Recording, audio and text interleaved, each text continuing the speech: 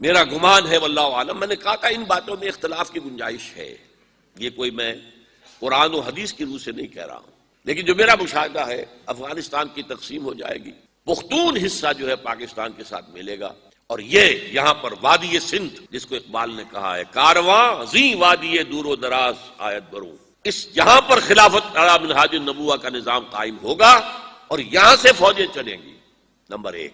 Number دو، عرب کے ریگزار میں 15ویں صدی کے مجدد کا ظہور ہو جائے گا۔ مہدی کو ہم مانتے ہیں مجدد، شیعہ مانتے ہیں 12ویں امام جو چھپے ہوئے، ان کے امام معصوم جو ہے 12، ان میں سے آخری جو ہے وہ چھپے ہوئے ہیں غار میں 1200 برس سے، اور وہ ظاہر ہوں گے، یہ ان کا عقیدہ ہے، ہمارا نہیں ہے۔ ہم سمجھتے ہیں جیسے ہر صدی میں اللہ مجدد بھیجتا رہا، اسی طریقے سے میرے گمان میں 15ویں صدی کے مجدد جو ہے وہ حضرت مہدی ہوں گے، ان کی حکومت جا کر یہ فوج قائم کرے گی، اربوں میں دم نہیں ہوگا، وہ اپنی عیاشیوں کی وجہ سے بالکل کھوکھلے ہو چکے، دولت کی فراوانی اور عیاشیاں۔ یہ بھی سننے میں آتا ہے دروغ برگردن راوی کہ اگر کوئی فوجی قافلہ ان کا چل رہا ہوتا ہے تو وہ بجائے ٹرکوں میں بیٹھنے کے وہ اپنی کاروں میں بیٹھ کے ساتھ ساتھ چلتے ہیں، وہ ٹرک خالی چل رہے ہوتے ہیں، ٹرک کی سختی جو ہے، سخت سیٹ جو ہے برداشت کرنا ان کے بس کا روگ نہیں ہے۔ یطیعون للمہدی یعنی سلطان ہو، اس کی حکومت کو مستحکم کریں۔ پھر حضرت مہدی کی طرف سے شروع ہوگا معاملہ جہاد، اور یہ سارا جو ملک چھوٹ ہم مسلمانوں کے ہاتھ سے نکل گئے تھے یہ واپس لے گیا۔ اس میں ایک کوشچن ہے جو میرے ذہن میں بہت عرصے سے تھا، جس کا کہ جواب اب مجھے سوچا ہے، واللہ عالم، یہ ساری باتیں میں کہہ رہا ہوں میرے گمان ہے، کیسے ہوگا کہ اتنی بڑی طاقت ایٹمک پاورز کے مقابلے میں مسلمان دوبارہ میدان میں آ کر اور جیتتے چلے جائیں؟ میرا گمان یہ ہے واللہ عالم، اس پورے معاملے کا سارا جو ہے ارینا جو ہے وہ ہے مڈل ایسٹ، یورپ، جس میں حدیث میں آیا ہے کہ رومی عیسائی 80 جھنڈوں تلے تم پر حملہ کریں گے اور ہر جھنڈے کے نیچے 12,000 فوج ہوگی، 10 لاکھ۔ اور مجھے حال ہی میں معلوم ہوا ہے کہ آج کل جو ایک ڈویژن ہوتا ہے وہ 12,000 کا ہوتا ہے، تو 80 ڈویژنز آرمی آئے گی۔ لیکن معلوم ایسا ہوتا ہے کہ روس، چائنا، جاپان اور میرے خیال میں انڈیا بھی، یہ نیوٹرل رہیں گے، نمٹ لو آپس میں۔ تو ابراہیمی قوموں کا جھگڑا ہے نا کہ فلسطین کس کا ہے، مسلمان کہتے ہیں ہمارا ہے، یہودی کہتے ہیں ہمارا، عیسائی کہتے ہیں ہمارا، تو نمٹ لو، سیٹل یور سکورز، لیکن کوئی ویپنز آف ماس ڈسٹرکشن استعمال نہ ہو، اگر وہ ہوئے تو پھر ہم میدان میں آ جائیں گے۔ میرا گمان یہ ہے کہ ویپنز آف ماس ڈسٹرکشن استعمال نہیں کر سکیں گی مغربی طاقتیں، اور پھر جنگ کے اندر مسلمانوں کے ساتھ جیتنا ان کے لیے ممکن نہیں ہے۔ جن کو موت عزیز ہے، منحصر مرنے پہ ہو جس کی امید نا امیدی اس کی دیکھا چاہیے، اور وہ مرنے کو تیار نہیں ہے۔ وہ تو 40,000 فٹ کی بلندی سے ڈیزی کٹر پھینک سکتے ہیں، نیچے نہیں آئیں گے۔ اور جب نیچے کچھ اتنے تھے تو جو حشر کیا تھا، تو جو بات کہی تھی رمزفیلڈ نے، ویری ٹینیشیس فائٹرز، یہ افغان والے جو ہیں یہ تو چمٹ جانے والے ہیں، یہ ایسے جنگجو ہیں، ان سے جان چھڑانی مشکل ہے، جن کے لیے موت سب سے بڑی کامیابی ہے۔ شہادت مطلوب و مقصود مومن نہ مال غنیمت نہ کشور کشائی، مسلمانوں کا مقابلہ کر سکیں گے؟ یہ ہے میرا گمان، واللہ اعلم۔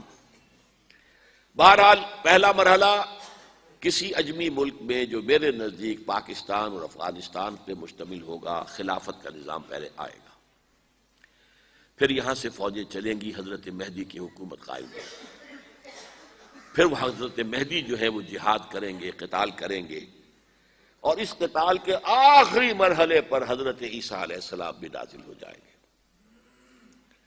اور غالباً ان کے ذریعے سے پھر جتنا الیکٹرانک ان کا حساب کتاب ہے وہ ختم ہو جائے گا۔ حضور نے فرمایا ان کی آنکھوں میں ایسی تاثیر ہوگی، جہاں تک نگاہ جائے گی یہودی پگھل جائیں گے، کوئی بہت بڑا لیزر ہوگا اور ظاہر بات ہے کہ ان کے یہ ہتھیار جو ہے ان کا مقابلہ تو مسلمان نہیں کر سکتے، اور نہ ابھی آپ کو 100 برس بھی یہ سوچ سکتے ہیں کہ کوئی مسلمان ملک اتنی ترقی کر سکتا ہے کہ ان کے مقابلے میں پہنچ جائے ان ہتھیاروں کے معاملے میں۔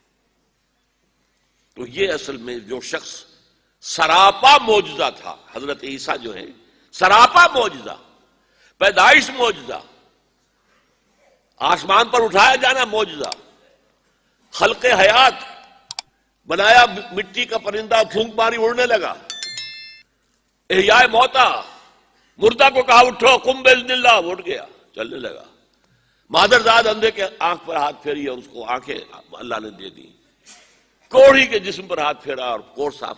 اس سے بڑے معجزے تو کسی کو دیے ہی نہیں گئے، سراپا معجزہ۔ وہی آ کر آخری جو بھی ہوگا معاملہ، اس کے اندر حضرت عیسیٰ کی معجزاتی شخصیت جو ہے در حقیقت وہ فیصلہ کن ہوگی۔ میرے نزدیک یہ ہیں وہ چیزیں جس کی بنا پر میں سمجھتا ہوں کہ حالات جو ہیں جدھر جا رہے ہیں، حضرت عیسیٰ کے آنے کے بعد 2 نتیجے نکلیں گے۔ عیسائیوں کا مذہب ختم ہو جائے گا۔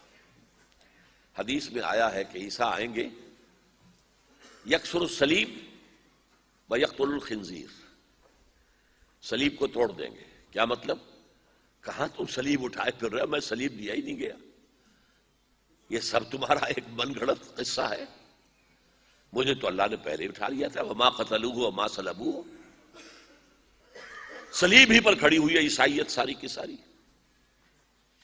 اور خنزیر کو قتل کر دی۔ خنزیر تم نے کیسے حلال کر لیا اپنے لیے؟ کبھی اسلامی شریعت کے اندر موسیٰ کی شریعت میں حرام تھا، وہی موسیٰ کی شریعت میں تمہیں دے کر گیا تھا۔ Don't think I have come to destroy law, یہ لا تم پر نافذ رہے گا۔ گویا کہ عیسائی مذہب ختم ہو کر اسلام میں منتخب ہو جائے گا، یہودی ایک ایک ختم کر دیا جائے گا۔ یہودی کیوں اس انجام کے مستحق ہیں؟ اللہ کا پرانا قاعدہ چلا آ رہا ہے، جس قوم کی طرف کسی رسول کو بھیجا، اگر قوم نے بحیثیت مجموعی رسول کا انکار کیا، وہ ہلاک کر دی گئی۔ قوم نوح ہلاک ہوئی یا نہیں؟ قوم ہود، عاد ہلاک ہوئی یا نہیں؟ قوم سمود جن کی طرف حضرت صالح بھیجے گئے، قوم شعیب، عمورہ اور صدوم کی بستیاں، آل فرعون، یہودیوں کی طرف حضرت عیسیٰ کو رسول بنا کر بھیجا گیا تھا، انہوں نے رد کر دیا، محمد رسول اللہ کو رد کر دیا صلی اللہ علیہ وسلم۔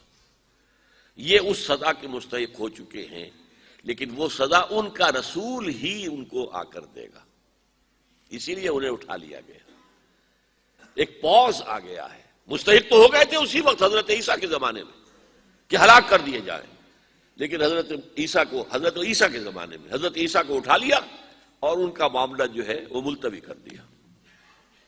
جیسے کسی کو پھانسی کی سزا تو ہو جائے لیکن ابھی ایگزیکیوشن نہیں ہوئی ہے، ایگزیکیوشن جو ہے وہ ڈیفر ہو گئی۔